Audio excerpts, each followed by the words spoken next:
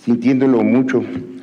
Tenemos que acabar hoy y cuando menos quiero referirme a este libro que me parece que todavía no encuentra su lugar, que no está lo suficientemente estudiado, a pesar de un paso adelante muy importante. Es el excelente prólogo que le ha puesto Jorge Ruedas de la Serna, Las tradiciones y leyendas mexicanas.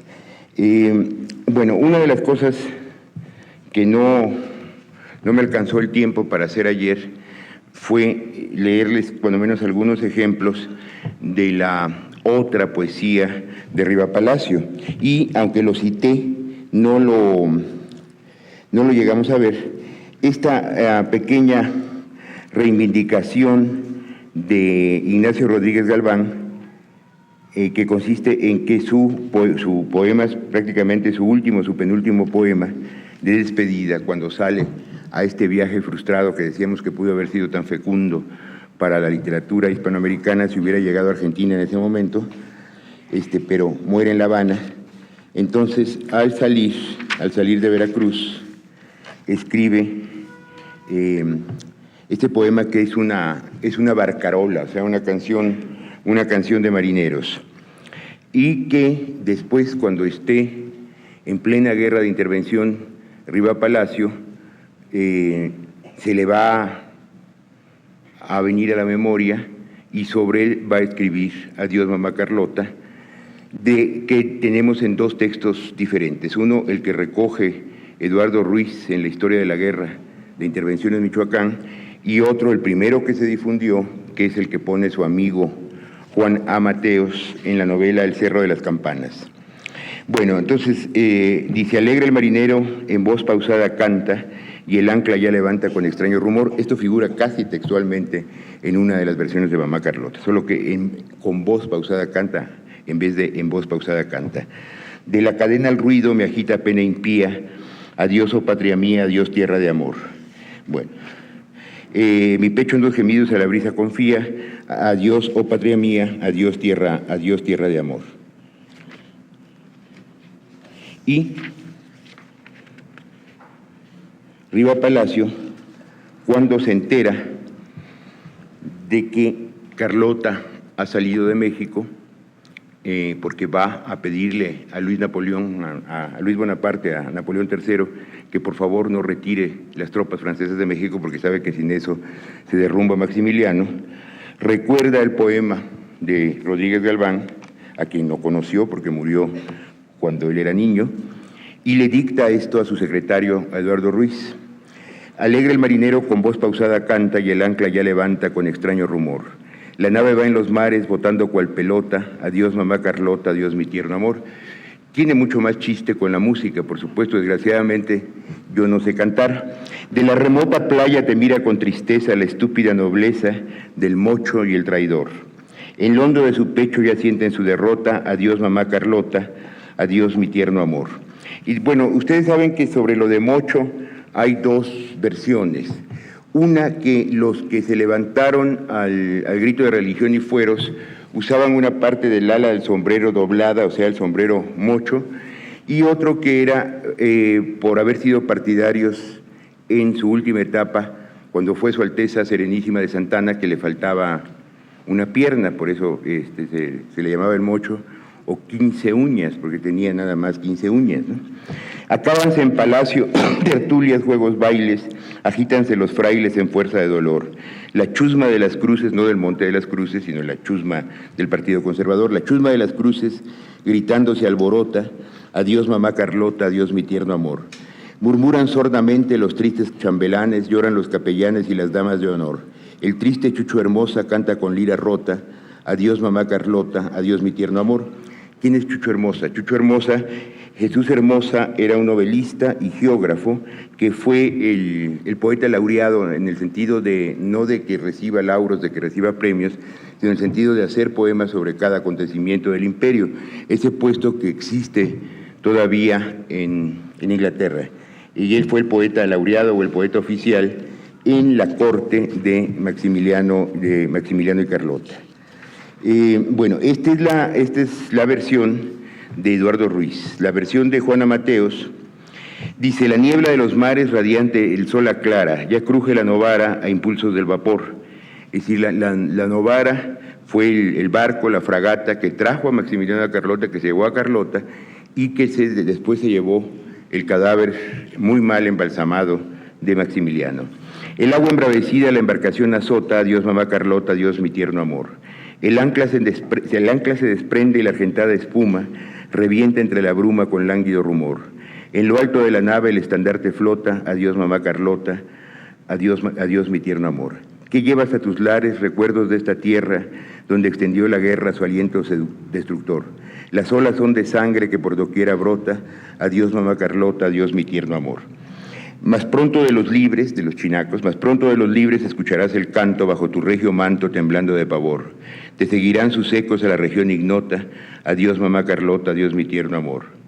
Verás de tu destierro en la azulada esfera flotar nuestra bandera con gloria y esplendor, y brotará a laureles la tumba del patriota, adiós mamá Carlota, adiós mi tierno amor. No sé cuál de las dos versiones prefieran ustedes, pero la segunda que leí, que es la primera en darse a conocer cronológicamente, es mucho más lírica que la segunda. La segunda es infinitamente más burlesca y es cruel en el sentido de que oficialmente Carlota no podía tener hijos, aunque es probable que uno de los motivos de su viaje es que haya quedado embarazada, pero no de Maximiliano. Y se supone que el hijo es el famoso, bueno, famoso todavía para mí, yo creo que ustedes ya no tienen la menor idea de su existencia. El general Weygand fue el jefe del Estado Mayor en la Primera Guerra Mundial, fue un héroe de la Primera Guerra Mundial, y después, en 1940, es el general que le toca rendirse ante la invasión nazi, de Francia. Y vive una gran cantidad de años, nació en 67, o sea que por eso puede ser perfectamente hijo de Carlota, y murió en 1965, o sea, vivió 98 años. Hay un cierto parecido, y además el general crece pagado por la corte belga, pero lo que sí parece indudable es el caso de Francisco Sedano, que sería el hijo que tuvo Maximiliano con la esposa o con la hija de su jardinero en Cuernavaca. Hay una foto muy impresionante que no sé si han visto de Sedano con Rubén Darío, de quien fue secretario particular en los jardines de Luxemburgo en París, y realmente es el vivo retrato de Maximiliano. Entonces, este Sedano, que había sido también secretario de la legación mexicana, es enrolado por el mismo jefe del espionaje alemán que tuvo bajo sus órdenes a Mata Hari, y lo fusilan también por espía en 1915. Entonces, es un drama infinito realmente el de Maximiliano y Carlota. Bueno, pero esta es la poesía, digamos, popular o informal o burlesca, y también tiene una poesía seria, ¿no? Por ejemplo, este es de su viaje a España, del que hablábamos ayer, en 1870, cuando va al Escorial. El Escorial, que fue en su momento lo que hoy sería el Pentágono, ¿no? El lugar donde se decidían los asuntos del mundo. Resuena en el marmóreo pavimento del medroso viajero la pisada, y repite la bóveda elevada el gemido tristísimo del viento. En la historia se lanza el pensamiento, vive la vida de la edad pasada y se agita en el alma conturbada, supersticioso y vago sentimiento. Palpita aquí el recuerdo que aquí en vano contra su propia hiel buscó un abrigo, esclavo de sí mismo un soberano, que la vida cruzó sin un amigo, águila que vivió como un gusano, monarca que murió como un mendigo, o sea, Felipe II. Y después, cuando su amistad con Manuel González, como decíamos ayer, que fue el jefe de su campaña, se convierte en enemistad, y a raíz de la crisis de las monedas del níquel, termina en Tlatelolco, encerrado en la prisión militar de Tlatelolco, escribe este soneto. Yo creo que estos dos sonetos de Rivapalacio son de los mejores de la poesía mexicana realmente. En julio de 1884, dice: cuando era niño con pavor te oía en las puertas gemir de mi aposento, doloroso, tristísimo lamento de misteriosos seres te creía. Cuando era joven tu rumor decía frases que adivinó mi pensamiento, y cruzando después el campamento, patria tu ronca voz me repetía. Hoy te siento azotando en las oscuras noches de mi prisión las fuertes rejas. pero me han dicho ya mis desventuras que eres viento nomás cuando te quejas, eres viento si ruges o murmuras, viento si llegas, viento si te alejas. Bueno, todo esto para mostrar que contra lo que suele decirse, contra lo que es un poco, no tienen calor, ustedes hace mucho calor esta noche aquí, ¿no?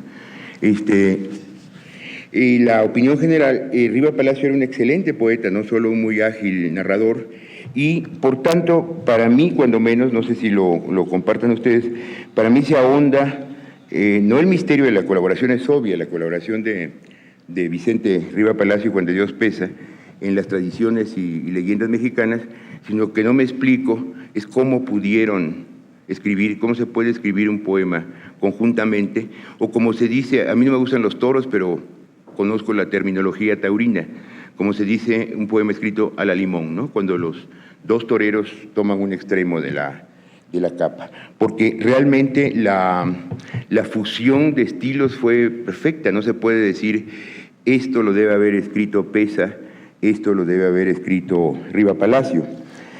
Bueno, entonces el antecedente de las tradiciones y leyendas mexicanas es lo que ha estudiado Marco Tonatiuh Gutiérrez de la crisis presidencial de 1880, que es el fin, digamos, sale del escenario la generación liberal que había hecho la reforma y la guerra de intervención, y entra la nueva generación positivista ya formada en la Escuela Nacional Preparatoria, que empieza a funcionar en 1867 y que va a dominar el porfiriato.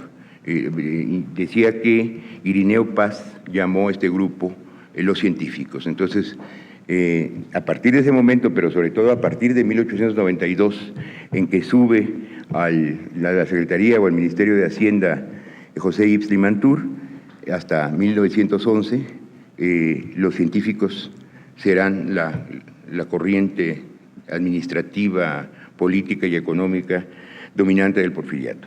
Entonces, ellos dicen que esta generación de Riva Palacio y de Prieto y de los pocos liberales que quedaban vivos, pues cumplió su misión, pero que es anticuada y es utópica, porque el mundo nuevo en el que se tiene que insertar México, la globalización de los 80s, no tiene nada que ver con su sueño de utópico, que la Constitución de 1857 está anticuada y que México tiene que abrirse al mundo y ser como no como el resto del mundo, sino como sus modelos. Su modelo artístico es Francia, pero su modelo ideológico son los Estados Unidos e Inglaterra. Es decir, conocen ustedes seguramente el libro clásico de Leopoldo Sea, el positivismo en México. Yo creo que sigue siendo más de medio siglo después, lo mejor que tenemos todavía sobre el positivismo, pero como se ha demostrado precisamente con Prieto y con Riva Palacio, pues el pasado es tan misterioso como el futuro, siempre se está renovando, siempre encontramos, gracias al trabajo de personas como las que he ido mencionando a lo largo de estas conferencias y otras que debo mencionar, cosas que no sospechábamos, que no teníamos la menor idea de que existieron y que otros pasaron por alto. Es decir, no pensamos que fueran escritores y figuras políticas de una riqueza tal y de una complejidad tan honda. Entonces, el órgano oficial de estos todavía jóvenes positivistas es un periódico que se llama La Libertad. La Libertad está dirigido por Justo Sierra, y frente al periódico de los positivistas se alzan otros periódicos como La República, periódico fundado por Altamirano, donde se van a publicar en el año 1882 la serie de artículos críticos y ensayísticos y algunos burlescos que se llama Los Ceros, y las tradiciones y leyendas mexicanas, algunas de las cuales aparecieron también firmadas por Cero. La complicación es que después Juan de Dios Peza publica su propio libro de leyendas de leyendas mexicanas que se puede conseguir en la editorial Sepan Cuántos, con un estudio de Isabel Quiñones, y él no incluye una sola de las tradiciones y leyendas que están aquí, de las que escribió con Riva Palacio. O sea, que es evidente que esto es obra en colaboración y que nunca podremos saber qué partes de uno y qué partes de otro, que lograron una fusión tan grande como la que habían logrado con los artículos en prosa de Cero. Es decir, el primero que utiliza el seudónimo de Cero es Juan de Dios Peza, y después ya lo toma Riva Palacio, y los que aparecen en el libro con prólogo de Clementina Díaz y de Obando son los de Riva Palacio. Por cierto, que en el libro no incluyó otra cosa que ha recogido Clementina, que es un retrato muy burlesco del joven Manuel Gutiérrez Nájera. Manuel Gutiérrez Nájera ni siquiera había cumplido 23 años, pero ya era un escritor consumado. Y entonces Riva Palacio tenía una gran habilidad para el pastiche. Publica un pastiche de Gutiérrez Nájera que es realmente hilarante, diciendo cómo llega a su casa en los sepulcros de Santo Domingo, o sea, la calle de Brasil, y hay un petate raído, y eso en su crónica él lo describe como una alfombra persa, y que sube la sirvienta con el chocolate y los huesitos, estos panecitos que se remojan, ¿no? Y que él dice que viene una duquesa a darle champaña. Es realmente es muy injusto, por supuesto, lo de Río, como toda parodia, pero es muy ingenioso y muy penetrante. Desgraciadamente a Gutiérrez Nájera lo conocemos más o menos bien. A muchos otros de los que retrata en Los Ceros, pues ya no tenemos ese contexto y se ha perdido la comprensión cabal de esos textos. Una cosa curiosa de las costumbres que se han perdido en México es que a mí me sorprendió mucho encontrar hace años, cuando Silvia Molina publicó una serie de papeles de su padre, de Héctor Pérez Martínez, que Gutiérrez Nájera era ahijado de Limantur. O sea, Gutiérrez Nájera ocupó una situación muy curiosa porque era muy pobre como persona, realmente se murió de tanto de escribir de esa manera para los periódicos, pero socialmente estaba en lo mejor de la sociedad porfiriana. Decía, ¿cómo es posible que sea ahijado si Gutiérrez Nájera nació en 59 y Limantur en 52? Entonces pregunté, indagué y me dijeron, no, era muy común que un niño fuera padrino, un niño un poquito mayor, fuera padrino de otro. Y de la misma manera yo ignoraba que Juan de Dios Peza era ahijado de Riva Palacio. Claro, aquí hay 17 años de diferencia, era un adolescente Riva Palacio. Riva Palacio nació en 32 y Peza en 59. Entonces era su ahijado y había esa diferencia de edades. Entonces, ellos están a favor de una literatura, como decíamos, bueno, como vimos en Prieto, mexicana, con tipos mexicanos, con temas mexicanos, con paisajes mexicanos. Los paisajes van a ser muy importantes para las tradiciones y leyendas.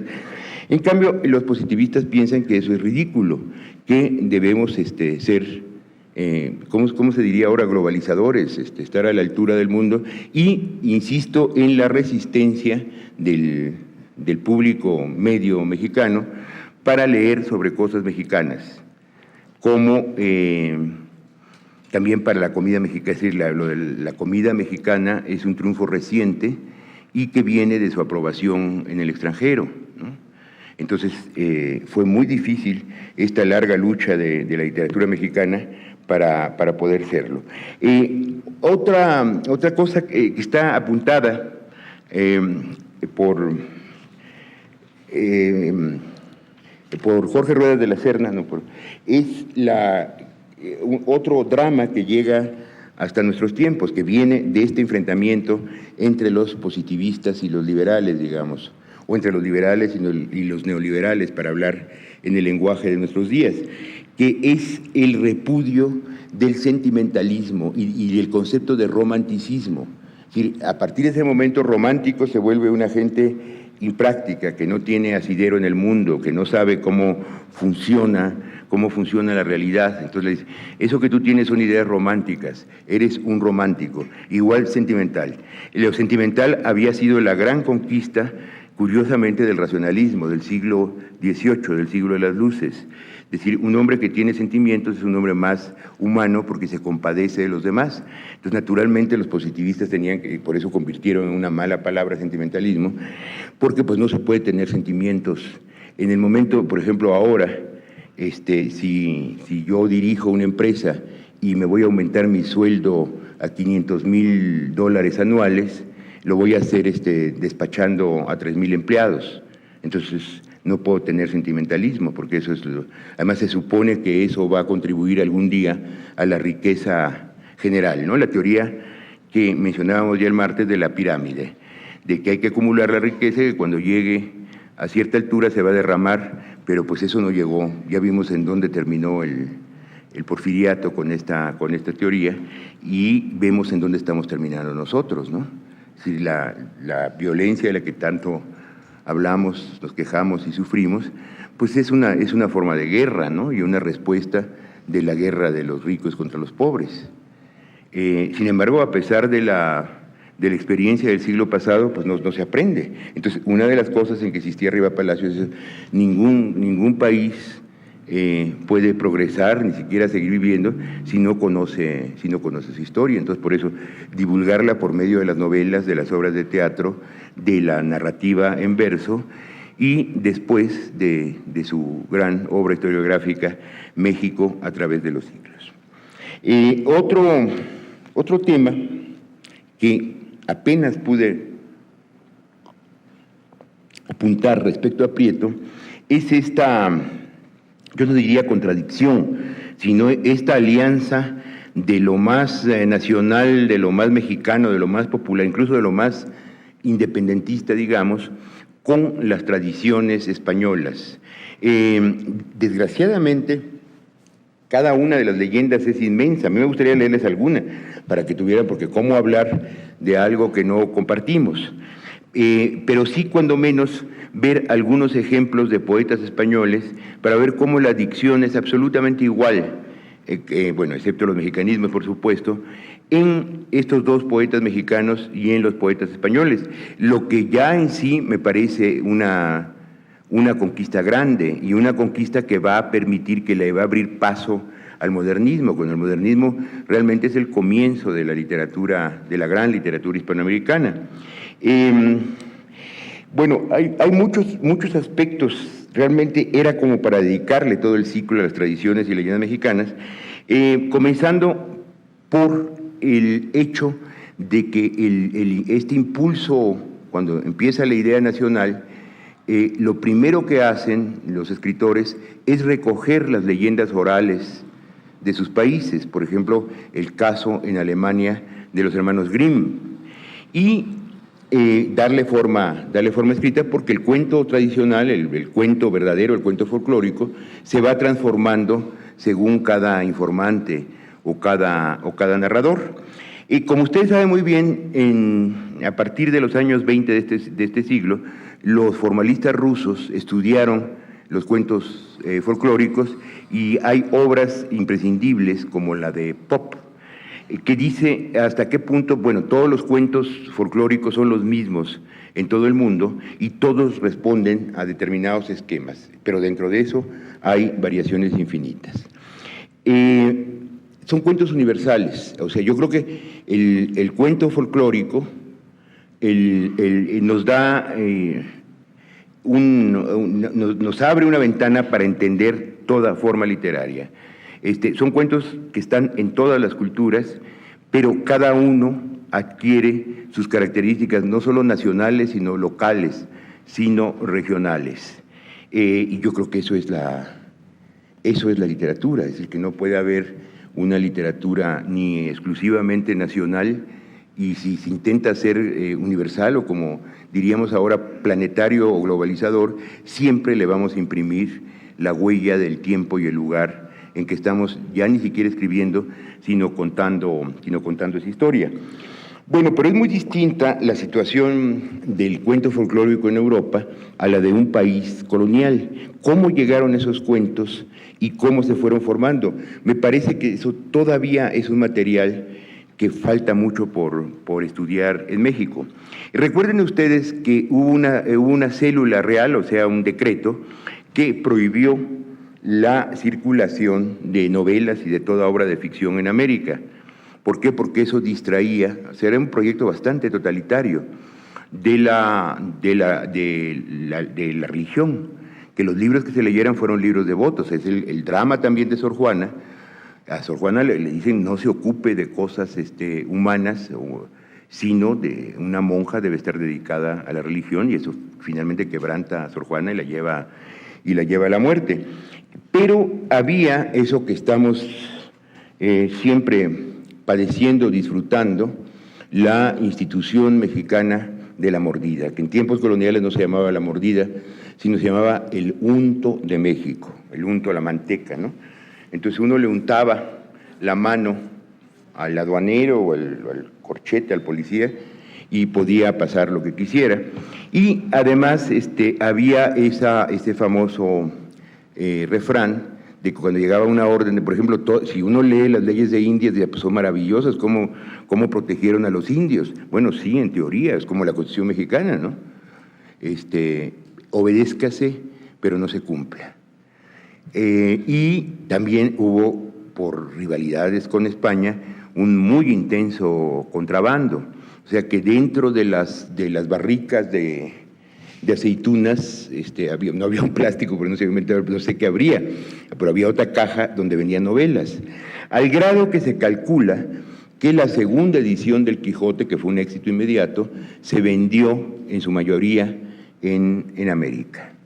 Y en las listas que tenemos de la Inquisición, de bibliotecas privadas, toda persona que tenía bibliotecas tenía novelas.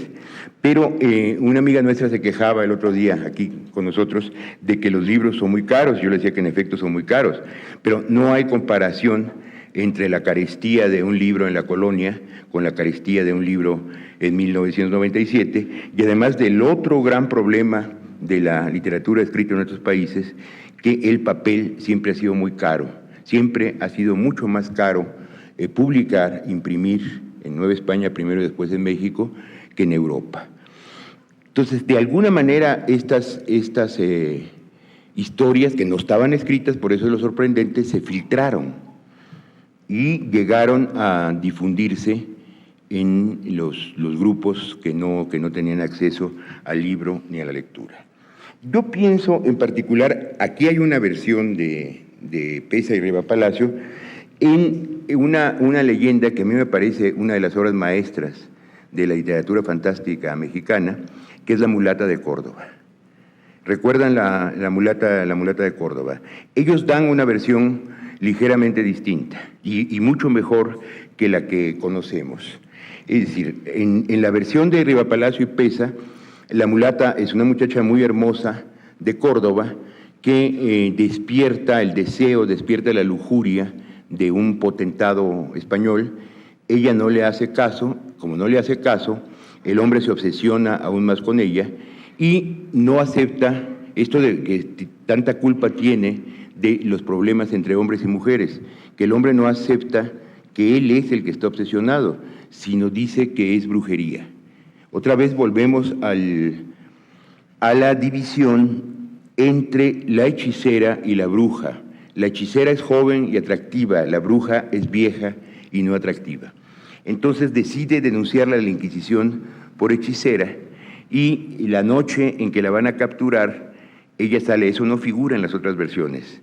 Ella se va con un caballero montado en un caballo negro, que obviamente es el diablo, y no lo puede alcanzar. Bueno, finalmente aprenden, detienen a la mulata, la traen aquí a la esquina, a la Inquisición, y en la Inquisición otro inquisidor desarrolla una pasión frenética por ella, ¿no?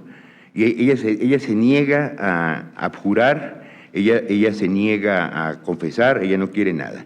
Entonces llega en la última noche el confesor y el inquisidor echa al cura y le dice, hazme caso y yo te saco de este calabozo de aquí de Santo Domingo y vas a vivir muy bien conmigo. Y entonces le dice, no, de ninguna manera, yo no quiero nada con usted.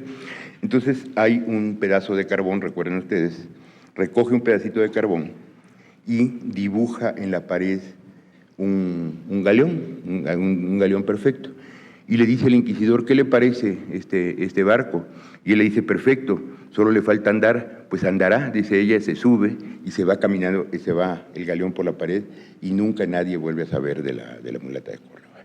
Bueno, entonces en las otras versiones, no en la que está en Tradiciones y Leyendas Mexicanas de 1885, aparecen todos estos datos. No aparece el diablo ni aparece el segundo inquisidor, es simplemente el carcelero, y se le atribuye a la mulata de Córdoba dos características que no están en Riva Palacio. Una, que no envejece nunca, que pasan los años y ella sigue joven y hermosa, como tres características. Una, que no, la eterna juventud; otra, que cura a los enfermos y atiende a los pobres; y la tercera, el don de ubicuidad, que puede estar en Córdoba y al mismo tiempo en la Ciudad de México. Yo pensé, cuando me detuve a ver un poco la mulata de Córdoba, que a diferencia de las otras leyendas, esta sí viene del grupo oprimido, no del grupo español o del grupo criollo, porque Córdoba era el centro del camino de Veracruz a México y el escenario de lo que mencionábamos ayer o antier, de la rebelión de Yanga, que fue la única rebelión de esclavos exitosa antes de la revolución haitiana. Y entonces este grupo de los ingenios azucareros, pues evidente, ¿en qué iba a pasar sus noches sino haciendo música y contándose historias? Entonces viene de allí y es una protesta y una burla contra el dominio español, y además encarnado en el símbolo de ese dominio y de la conquista, que fue el galeón. Recuerden ustedes que antes de que se hicieran los galeones, los barcos no podían más que circular, por eso el mundo antiguo era nada más el mundo mediterráneo, solo podían hacer navegación de cabotaje. Bueno, entonces esto creo que es válido, pero ya es una apropiación y una transformación, porque es un cuento universal. En la versión china, solo que no es una mulata, por supuesto, en la versión china, el emperador detiene a un pintor y lo va a decapitar, pero le deja un pincel. Entonces él pinta en la pared unos ratoncitos que se los llevan de la celda. O sea, el cuento es novohispano, el motivo es universal. Los demás, yo creo que sí son del sector español o criollo, podemos hacer un rápido análisis de ellos, porque en realidad son cuentos morales, son cuentos para reforzar los mandamientos. O sea, no fornicarás, no desearás la mujer de tu prójimo, no robarás, etc. Lo que es asombroso y un poco vergonzoso para nosotros es la absoluta fluidez y maestría con que se manejan los señores. Yo decía el lunes que para ellos y para toda la gente del siglo XIX el verso era tan natural como la prosa. Yo al ver esto, al volver a leerlo después de mucho tiempo, yo decía, ahora nadie podría hacer. Claro, no se trata de ninguna manera, vayan a pensar ustedes que yo pienso en una idea de restauración que diga que se debe de escribir como Juan de Dios Peza y como Vicente Riva Palacio. Eso es imposible. Pero hacer con los medios contemporáneos, con los medios modernos, algo análogo, no podríamos. Y creo que esto también trasciende la literatura para tocar un problema que nos afecta a todos. Que lo que demuestra esto, que además no son obras como se escriben ahora, que ustedes se van a su casa y tienen tiempo de escribirlas y releerlas y corregir, son cosas escritas en las mesas del periódico, como la obra de Gutiérrez Nájera. ¿Qué demuestra esto? Que el promedio de las personas tenía un dominio del idioma que nosotros ya no tenemos. Es absolutamente imposible para nosotros alcanzar esto porque no tenemos esos recursos de vocabulario y porque el verso dejó de ser una cosa cotidiana, o creemos, porque yo siempre pienso en la gente que dice, no, yo nunca leo poesía, a mí no me gusta, que cosa tan ridícula. No, usted posiblemente no lea poesía, pero tiene todo el día los audífonos y está oyendo canciones que son cuando menos versos. O esa misma gente que dice, yo nunca leo poesía, dice, es que yo con lo que decía Díaz Ordaz, ¿no?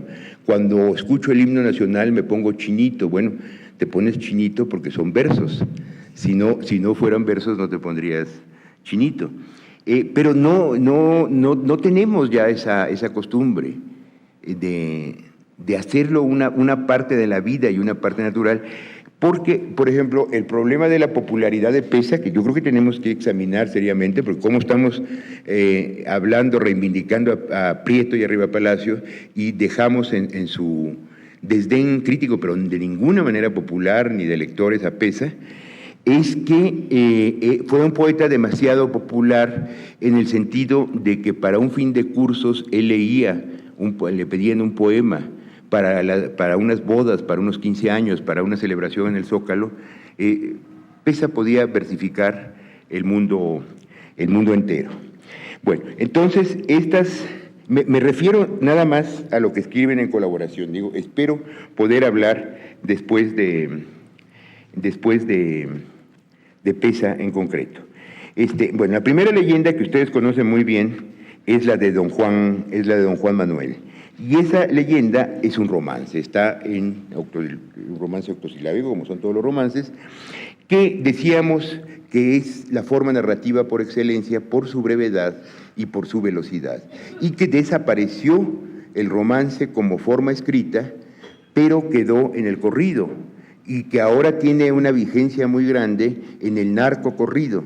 El narcocorrido sigue las leyes del romance, en el sentido, bueno, en primer lugar, las 8 sílabas se deben a que era cantado, están hechos para que se cante, y son la forma adaptable por excelencia a cualquier música. Todo lo que está escrito en 8 sílabas, ustedes lo pueden cantar con música de La Llorona, por ejemplo, o con música de Guantanamera. Bueno, en Guantanamera se da otro proceso inverso de unión de lo oculto y lo popular. Durante muchos años, como ustedes saben, Cuba era el centro de la radio y el espectáculo latinoamericano, lo que hoy es Miami, o que comparte Miami con México. Entonces, casi todos los programas venían, bueno, ahí comienzan con las telenovelas. El Derecho a Nacer es una telenovela cubana, y queda una huella de esa edad de oro de la radio cubana en un programa antiquísimo, pero que creo que sigue en la radio, que es el de Tres Patines. ¿Todavía sigue Tres Patines en radio? Bueno, eso es la gran época. Entonces, había un programa a las 2 de la tarde de noticias policiales, de nota roja, como diríamos los mexicanos. Entonces, esa nota roja se cantaba con la música todos los días, estaba en versos de 8 sílabas, y se cantaba con la música de la Guantanamera. Llegó la Revolución Cubana, se acabó el programa de crímenes, pero la música se la pusieron a los versos sencillos de Martí, como podríamos ponérsela a la leyenda de Don Juan Manuel, o al monólogo de Segismundo, o a lo que ustedes quieran. Bueno, puede ser La Llorona, Guantanamera, El Jinete. ¿Se acuerdan del Jinete? También cualquier poema octosilábico se puede cantar como El Jinete. Bueno, entonces, la mayoría están en romance. Leeré algo. Después sigue La Calle del Ángel, que es una leyenda sobre la peste en México, que está en octavas reales, el metro de las epopeyas, el Orlando Furioso, los Luisiadas, la Araucana, y gran parte de la obra de teatro de Cervantes, La Numancia, pero también de épicas burlescas, como sería La Gatomaquia de Lope de Vega. Bueno, voy a decirles que es una desgracia. No sé si esté aquí alguien que tenga que ver con este libro. Yo agradezco mucho que lo hayan hecho, pero una desgracia es la cantidad de ratas que tiene, que rompen los versos. Y, por ejemplo, se les olvidó muchas veces los 2 puntitos, lo que llaman la diéresis o crema. No sé por qué se le llama crema, dice. Le pone mucha crema a sus u's, pero sí hace una diferencia muy grande. Ahora, imagínense a nosotros tratando de escribir una octava real que describa la ciudad de México. Es la tarde apacible y sosegada en el azul purísimo del cielo. No cruza por el viento arrebatada ninguna nube con pausado vuelo. Del moribundo sol la luz dorada finge en los montes purpurino velo, y a las volubles auras dan suaves, pues si dice suaves no hace el verso, y a las volubles auras dan suaves, la flor su aroma y su cantar las aves. Y siguen así con páginas y páginas. Bueno, el Callejón del Muerto también está en romance.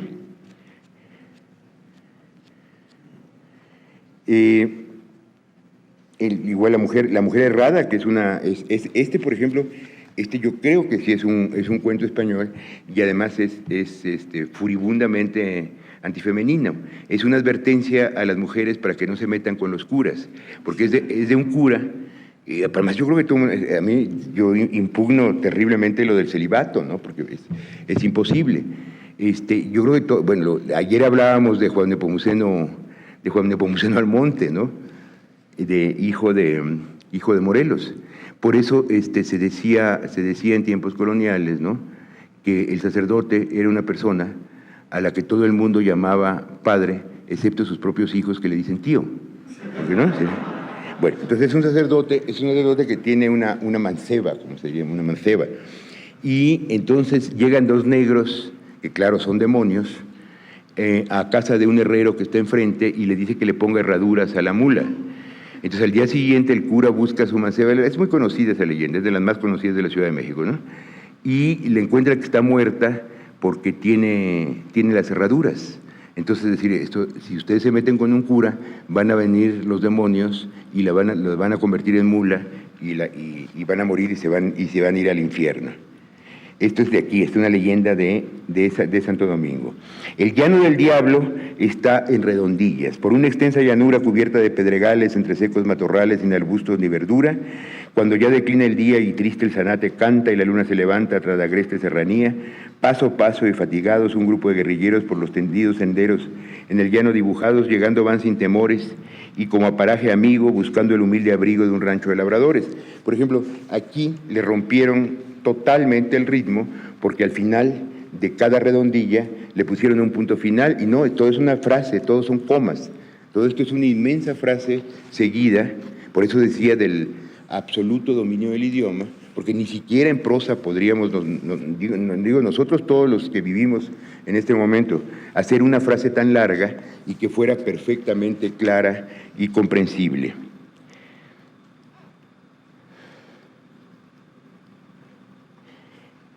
La cita en la catedral está en quintillas. La aventura triste y rara que hoy mis lectores sabrán la refiere el padre Lara en apuntes que dejara de historias de Yucatán.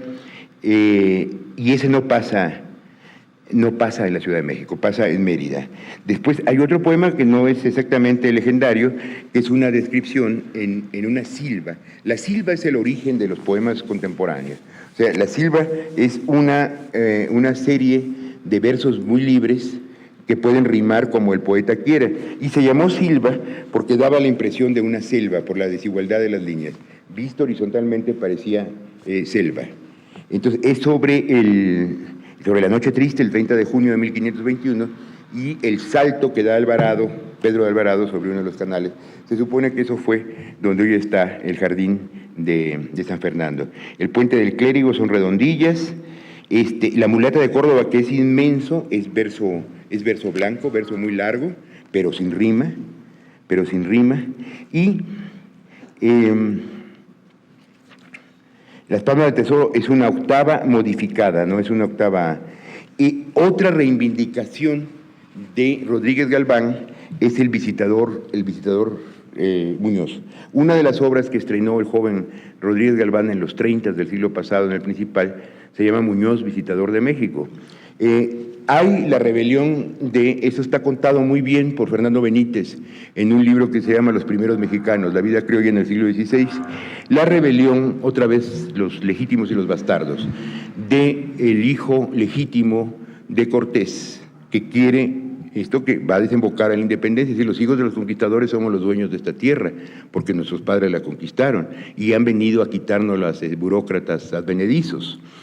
Entonces es aprisionado él y los hermanos Ávila, cuya casa desgraciadamente era la que estaba aquí atrás del Palacio del Apartado, fue demolida hace unos muy pocos años, el año pasado o hace 2 años, en una de las pocas casas mudéjares de México, pero parece que quedó muy dañada por el terremoto. Entonces se ejecuta a los Ávila, pero se le perdona la vida al hijo legítimo de Cortés, lo mandan a España. Entonces llega un visitador, que era una especie de inspector general, que tenía autoridad por encima del virrey, y aprende al otro hijo, al primer mexicano, al primer mestizo, al hijo de Cortés y de Marina, de la Malinche. Y es un hombre muy cruel este visitador Muñoz, porque lo somete aquí también, ahora no sé, estamos hablando de literatura nacional y estamos de lo más localista, porque todo lo que hemos hablado pasa en derredor de este edificio. Aquí en la Inquisición lo somete a lo que llamaban la toca, o tortura del agua, que no sé si saben ustedes lo que es, que era algo espantoso y muy practicado en nuestros días en México, que es poner un trapo, acostar a la víctima de la Inquisición, ponerle un trapo, pero de tal manera preparado de que se cuele el agua y que se vaya por las narices. Si ustedes se les ha ido un tehuacán por las narices, saben el horror que es esta tortura. Entonces don Martín Cortés, el hijo de Cortés y la Malinche, se niega a confesar, queda totalmente destrozado por la tortura y muere a las 2 semanas. Entonces Muñoz queda muy contento, se encierra en el convento de Santo Domingo y de repente llega un orden del rey, van a visitar los 2 señores, él los quiere recibir, los recibe muy altivo y dicen, bueno, pues venimos a destituirlo y a detenerlo, usted se tiene que ir a España. Esto que hemos visto tanto de cómo el inquisidor de repente se vuelve prisionero también. Entonces, eso lo había escrito ya Rodríguez Galván en Muñoz, visitador de México. Y la última, que está en décimas,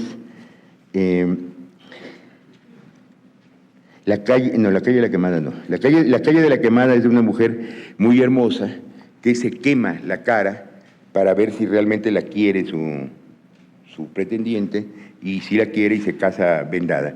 La leyenda de la calle de Olmedo, que también está a un paso de aquí, es la 6ª calle de Correo Mayor, es otra que da la vuelta al mundo y que sigue funcionando con sus variantes. Estábamos hablando hace un momento del primer cuento fantástico de la literatura mexicana, el primer cuento escrito, o uno de los primeros, que es el cuento de José María Roa Bárcenas, incluido en Noche al Raso, que se llama Lanchitas. Bueno, Lanchitas es una versión de la calle de Olmedo. Va un sacerdote, les voy a leer cuando menos una décima, otra vez veo que nos queda poco tiempo. Si el recuerdo es oportuno y va en su cuenta acertado, era en el siglo pasado, el año de 31. Ya de fijo no hay ninguno que conserve en la memoria esta fantástica historia que referir paso yo y que un fraile me contó, a quien Dios tenga en su gloria. Va un fraile por la calle de Correo Mayor, por la calle de Olmedo, y se encuentra un tipo que lo obliga a ir a confesar a una mujer. Es una mujer joven, está muy bien vestida, pero con la ropa desgarrada. Entonces confiesa a la mujer y él la mata. Y el sacerdote queda escandalizadísimo y va a llamar a las autoridades y dice: acabo de presenciar un crimen. Vuelven a la casa, que es una casa de vecindad, tocan, y hasta que le dicen: miren, y sigan tocando, ahí hace 50 años que no viven. Pero ¿cómo si yo acabo de venir a confesar a una mujer y el hombre me trajo obligado con un puñal? Entonces abren y efectivamente encuentran un esqueleto, todo está ahí cubierto de polvo, un esqueleto con un puñal clavado. Entonces, en el cuento de Roa Bárcenas es la confesión. Después yo he oído, como todos y todas las aquí presentes, como leyenda urbana, como leyenda de la ciudad, la misma historia, que va cambiando con los tiempos, ¿no? Primero era en Diligencia, después, cuando yo lo oí por primera vez, era en la carretera de Cuernavaca. No sé cuál sería el equivalente ahora, cuando toda la gente iba de fin de semana a Cuernavaca, que 3 muchachos se encuentran a 3 muchachas, porque se les ha ponchado una llanta o se les ha echado a perder el coche, y ellas en agradecimiento los invitan a su casa, y al día siguiente vuelven. Uno ha olvidado algo, que puede ser un reloj, un encendedor o una pluma. Vuelven, tocan, hasta que sale una vecina y dice: miren, insisten, esta casa está abandonada hace mucho tiempo, ahí vivían 3 muchachas que murieron en un accidente en la carretera de Cuernavaca. O sea que es exactamente, no el mismo cuento, pero el mismo motivo.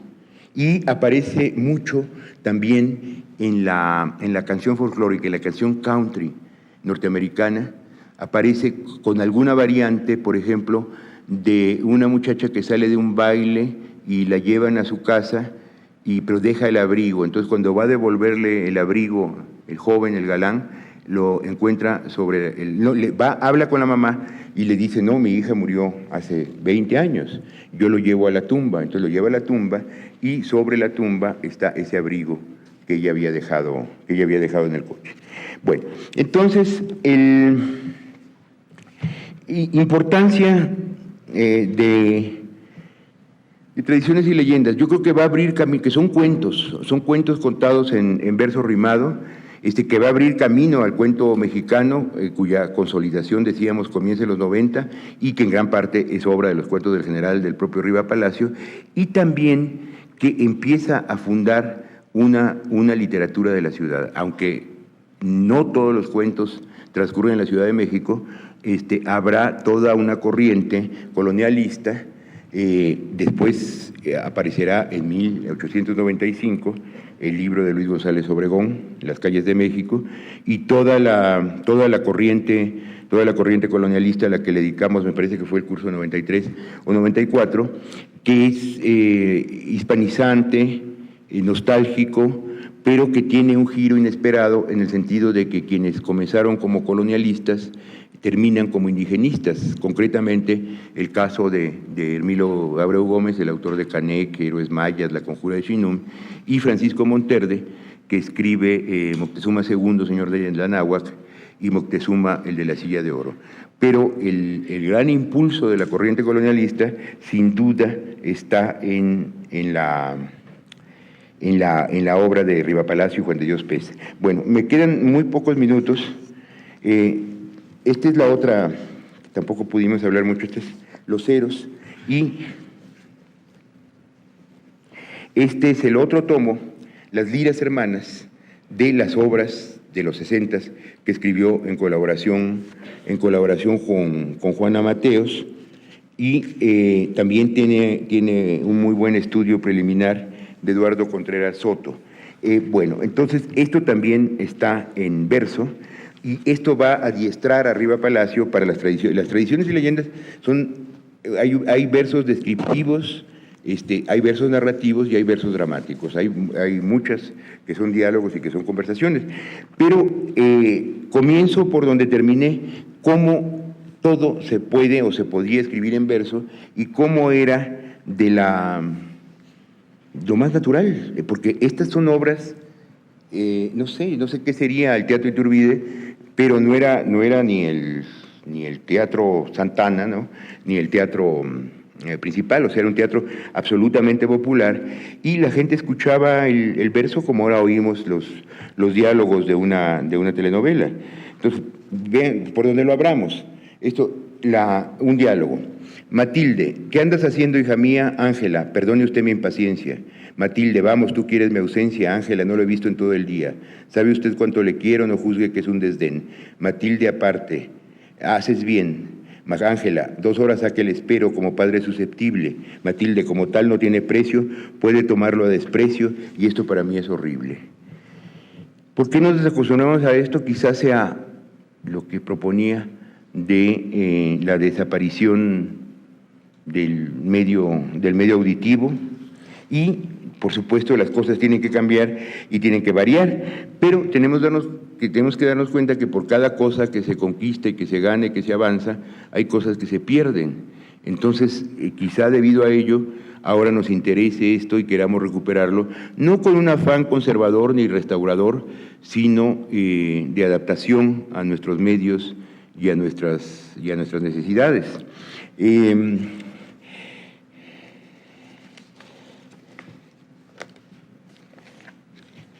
No sé, me quedo con muchas cosas, por ejemplo, también lo de Altamirano, pero pues como siempre yo a lo único que puedo aspirar es a despertar el interés de ustedes para sus lecturas y sus propias reflexiones y sus propios comentarios.